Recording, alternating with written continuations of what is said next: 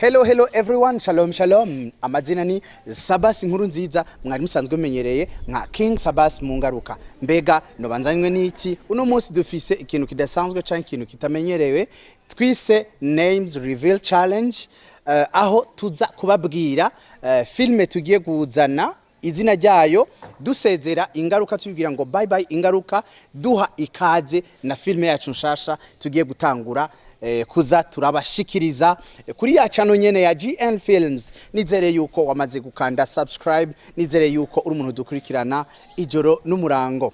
Rero uno munsi tugiye kumenyesha amazina mashasha. Mwari mumenyere nka King Sabas mu ngaruka, ariko izina rigiye guhinduka. Iryo zina rigiye guhinduka, dutegerezwa kuri nwera ifana, dutegerezwa kwirira na kabrochette, ibintu niko bimeze, niko bipanze. Rero ibintu biteguye neza cyane, sindi je nyene, turi kumwe n'abandi.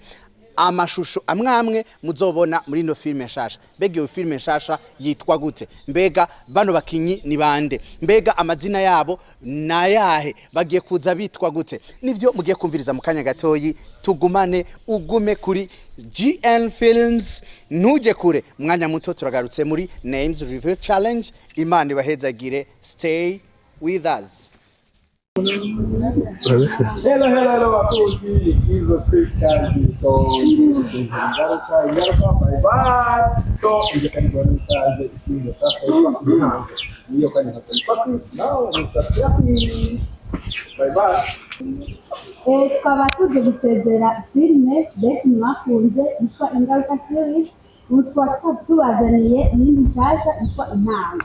Rero muri iyo filme nzoba nitwa umuvugishwa na Belle. Sawa. Uretse mu gihugu kumane nanjye murakoze. Jambo sana. Ingaruka. Mambo nyinshi ku mutekano. Rero tugiye guha ikaze intango. Mukaba mbona bifite. Bye bye. Hello mwese. Mugweneza nanjye nizeye. Hama nitwa Munezero Emily. Twaje ngaha gusezera iseri mwakunze yiswe Ingaruka. Mu ngaruka nihora nitwa Mapere. Uno munsi muri iseri nshasha twise Intango, nzura n'iseri. Murakoze. Hello guys, mwahera mu nko bisanzwe.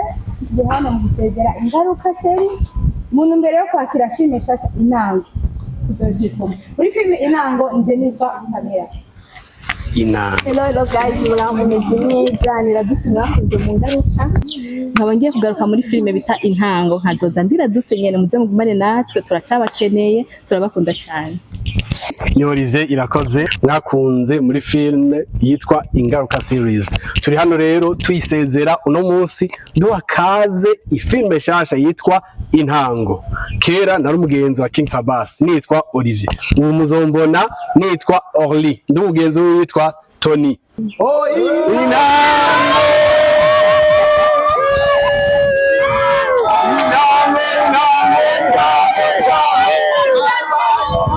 Ingaruka, bye bye. Wow.